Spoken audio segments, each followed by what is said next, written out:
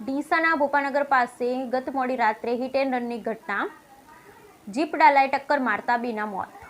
ડીસા સેના પાટણ હાઈવે પર ભોપાનગર પાસે મોડી રાત્રે હિટ એન્ડ રનની ઘટના બની, જેમાં પૂર ઝડપે જતા જીપ ડાલાએ ટક્કર મારતા બે વ્યક્તિઓના મોત નીપજ્યા છે, જ્યારે એક ગાયને પણ અડફેટે લેતા ગાયનું પણ મોત નીપજ્યું હતું। જીપ ચાલક અકસ્માત બાદ પૂર ઝડપે ભાગી જતા જૂના ડીસાથી ઢુવા રોડ પર એક વીજ થાંભલા સાથે જીપ ડાલો અથડાવી મૂકીને નાસી છૂટ્યો હતો।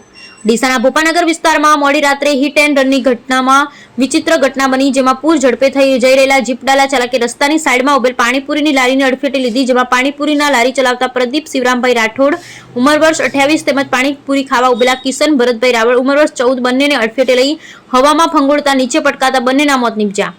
આ ઉપરાંત જીપ ડાલા ચાલકે ગાયને પણ ટક્કર મારી મોત નીપજાવી પાટણ હાઈવે પર જૂના ડીસા તરફ નાસી છૂટ્યો, જ્યારે લોકોએ પીછો કરતા જીપ ડાલા ચાલક ઢુવા રોડ પર જીપ ડાલો એક વીજ થાંભલા સાથે અથડાવ્યું, તેમાં ડાલુ મૂકી નાસી છૂટ્યો। મૃતક બંનેની લાશને ડીસા સિવિલ હોસ્પિટલ ખાતે લાવવામાં આવી, જ્યારે ડીસા નગરપાલિકાની ટીમે અન્ય કોઈ અકસ્માત ન થાય તે માટે તાત્કાલિક જઈ મૃત ગાયને ખસેડી।